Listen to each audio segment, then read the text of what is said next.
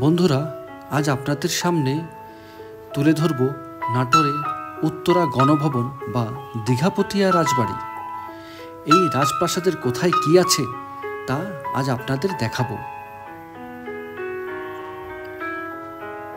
বাংলাদেশের যে কটি রাজপ্রাসাদ রয়েছে তার মধ্যে উত্তরা গণভবন অন্যতম। টিকিট কেটে আপনাদের প্রবেশ করতে হবে। এটি হলো প্রধান ফটক। এই প্রধান ফটকটি অনেক সুন্দর এবং জাঁকজমকপূর্ণ। এর বিশেষত্ব হলো এই ঘড়িটি ইটালি ফ্লোরেন্স থেকে আনা হয়েছিল। এই ঘড়িটি একবার চাবি দিলে 7 দিন চলত এবং 1 ঘন্টা পর পর এটি ঘন্টা বাজত।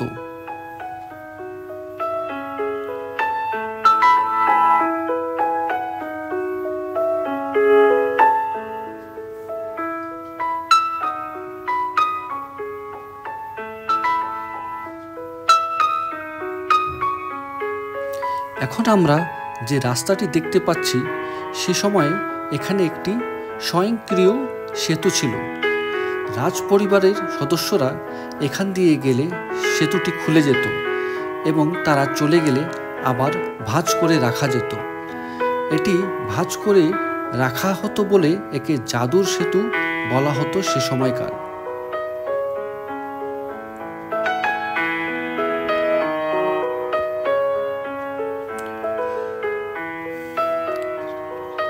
এই রাজপ্রাসাদের সমগ্র ভবনগুলো যেন সবুজ দিয়ে মোড়ানো।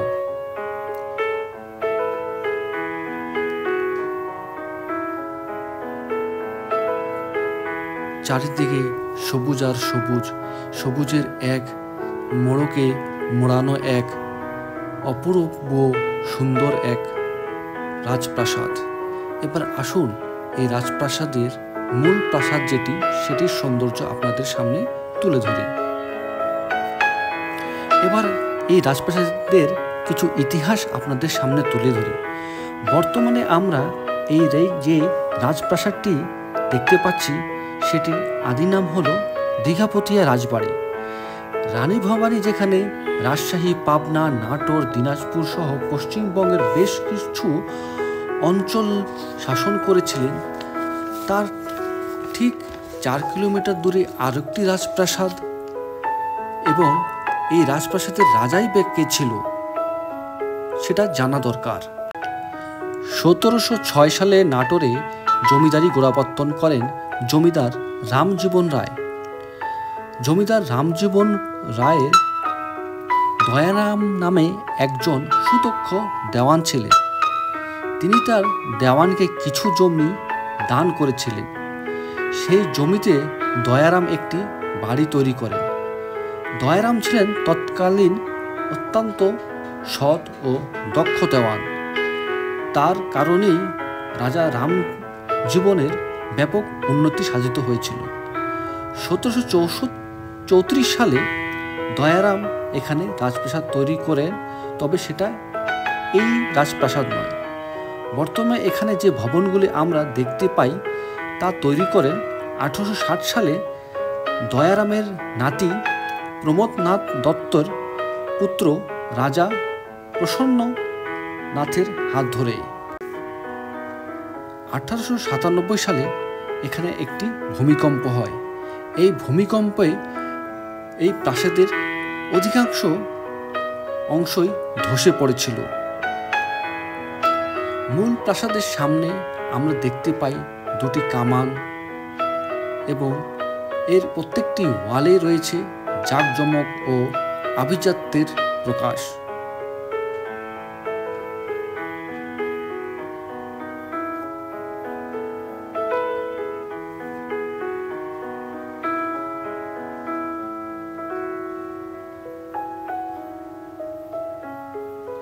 এবং এই রাজপ্রাসাদের সামনেই রয়েছে একটি শ্বেত পাথরের ভাস্কর্য।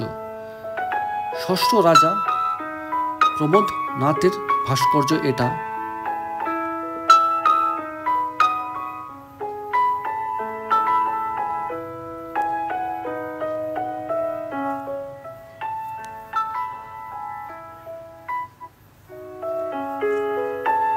এই রাজপ্রাসাদের পাশ দিয়ে আমরা এবার একটু পেছনের দিকে যাই।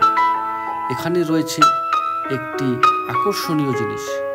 চলুন বন্ধুরা, সামনের দিকে এগিয়ে যাই, দেখি সেখানে আমাদের জন্য কি অপেক্ষা করছে। দেখুন বন্ধুরা, সে সময়কার এই রাজপ্রাসাদের কিছু দেওয়ালের নকশা কত সুন্দরভাবেই না তৈরি করা হয়েছিল, কত পরিকল্পনাভাবে এবং গোছানোভাবে এই রাজপ্রাসাদটি তৈরি করা হয়েছে তা আজও আমরা দেখতে পাচ্ছি। কারণ এখনও এখানে রক্ষণাবেক্ষণের দায়িত্বে আছে বেশ কিছু কর্মচারী।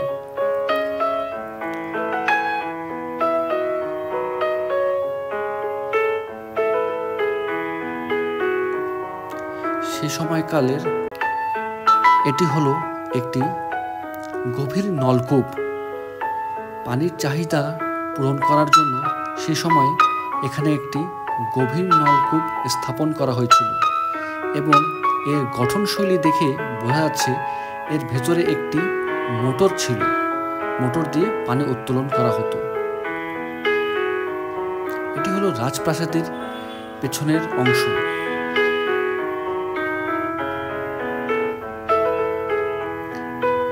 রাজপ্রাসাদের পেছনের অংশে রয়েছিল রান্নাঘর। এই রান্নাঘর থেকেই খাবার সরবরাহ করা হতো রাজাদের। ভবনের ঠিক পাশে রয়েছে বিশাল এক আম বাগান। সেই সময়ের আম বাগানগুলো এখনো আছে।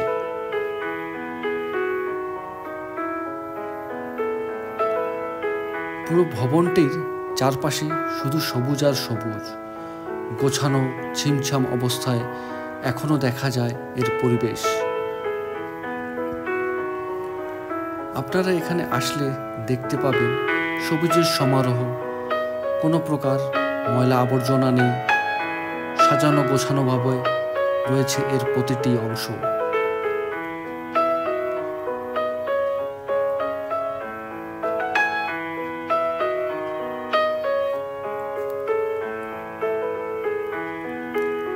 ঢুকতেই ভবনের বাপাশে রয়েছে কিছু ফুল দিয়ে সুন্দরভাবে ডিজাইন করা একটি দেওয়াল। এই দেওয়ালের পাশেই রয়েছে একটি পুকুর। এটি মূলত পুকুর নয়, এটি হলো সে সময়কার পরিখা। সমস্ত ভবনের চারদিক জুড়ে রয়েছে এই পরিখাটি।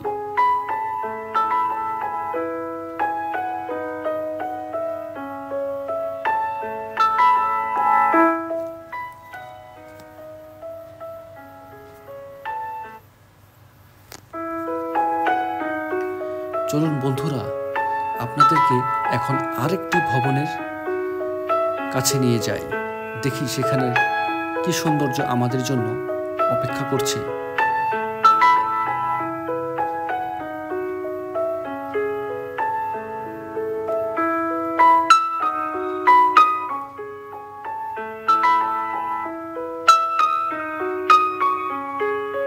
ভবনটির সম্মুখভাগে রয়েছে দুটি কামান।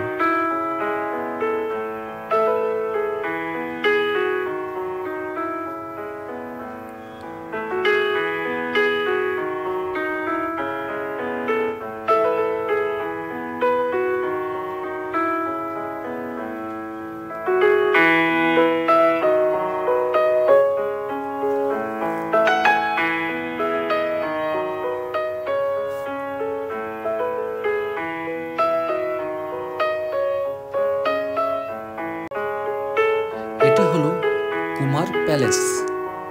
এই কুমার প্যালেসের নিচের তলায় ছিল কারাগার। এই কারাগারে সে সময় বন্দীদের রাখা হতো। এই কুমার প্যালেসটি নিচের তলায় লোহার রেলিং দিয়ে তৈরি করা হয়েছিল।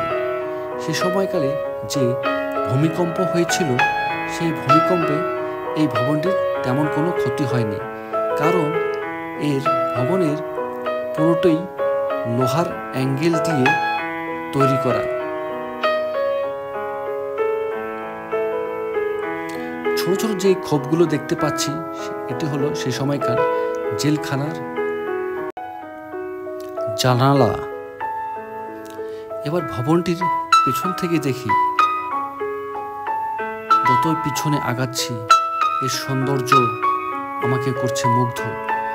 আপনার পর্দা যে সিঁড়িটি দেখতে পাচ্ছেন সেই সিঁড়িটি খুবই সুন্দর এবং এর হাতল গ্রিল সেই সময়কারই তৈরি করা।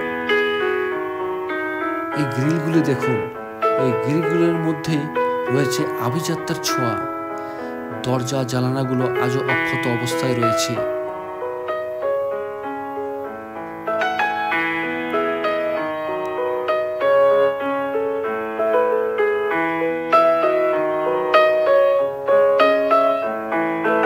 দেখুন বন্ধুরা, কি সুন্দরভাবে তৈরি করা হয়েছে এই ভবনটি।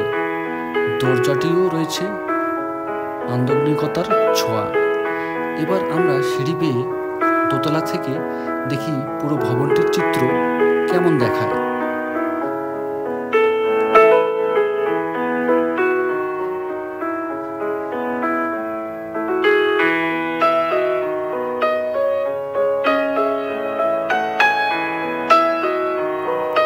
রাজকুমারী ইন্দ্রপ্রভা তার ডায়েরিতে এখানে ঘটে যাওয়া ভূমিকম্পের ভয়ঙ্কর ইতিহাস তুলে ধরেছিলেন।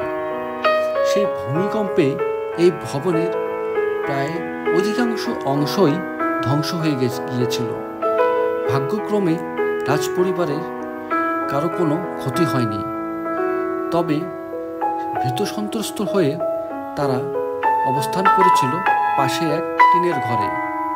এবার বন্ধুরা, উত্তরা গণভবনের সংগ্রহশালা আপনাদের কিছু দুর্লভ কিছু আসবাবপত্র, তাদের ব্যবহার করা থালা বাসন, রাজসিংহাসনের টেবিল, এগুলো চিত্র তুলে ধরছি। দেখুন বন্ধুরা, কতটা জাঁকজমকপূর্ণই ছিল তাদের জীবনযাপন। এই আসবাবপত্রগুলো দেখলেই বোঝা যায়।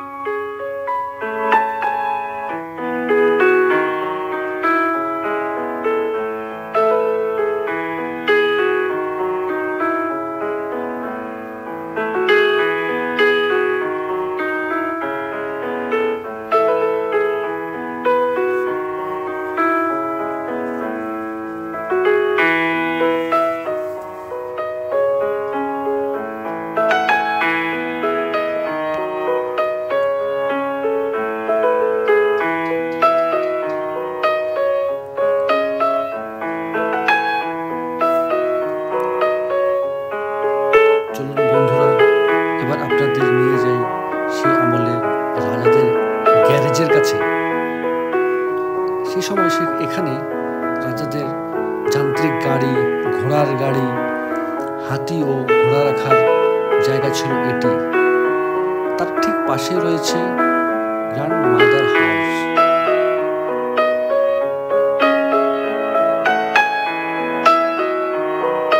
এই গ্র্যান্ড মাদার হাউসের যে ভবনটি এখন আমরা দেখতে পাচ্ছি, এটা পরবর্তী সময়ে তৈরি করা হয়েছিল। ভূমিকম্পে সম্পূর্ণ গ্র্যান্ড মাদার হাউসটি ধসে পড়েছিল।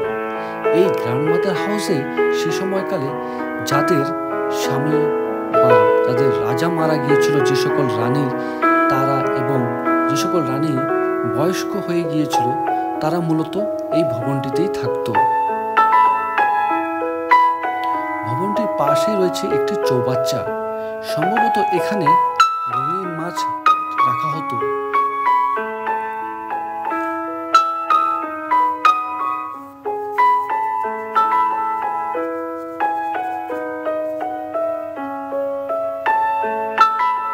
এবার বন্ধুরা চলেন রানীমহলের বাগানের দিকে। এই বাগানটির সৌন্দর্য আপনাকে অবশ্যই করবে মুগ্ধ। চারিদিকে সবুজ আর সবুজ রয়েছে, পুকুর ঘাট, ঘাটে রয়েছে বিভিন্ন অতিথি পাখি। এই পাখিগুলোর সৌন্দর্য আপনাকে করবে মুগ্ধ। আর এই রাজপ্রাসাদের বিশেষত্ব রয়েছে এই পুকুর ঘাটকে নিয়ে। এটি হলো সে সময়কার শান বাঁধানো পুকুর ঘাট।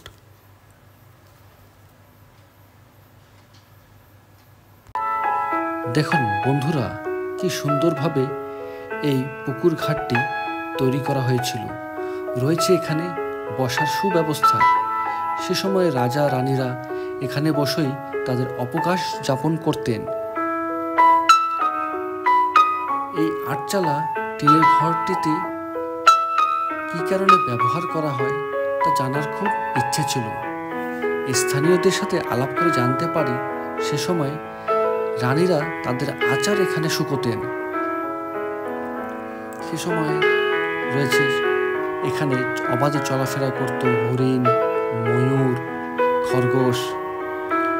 এখানে তারই ধারাবাহিকতায় এখানে ছোট্ট পরিসরে একটি চিড়িয়াখানা তৈরি করা রয়েছে। রয়েছে এখানে হরিণ, এখানে রয়েছে ময়ূর। দেখুন বন্ধু, কি সুন্দরভাবে এর গঠন করা হয়েছে। রয়েছে একটি বানরও।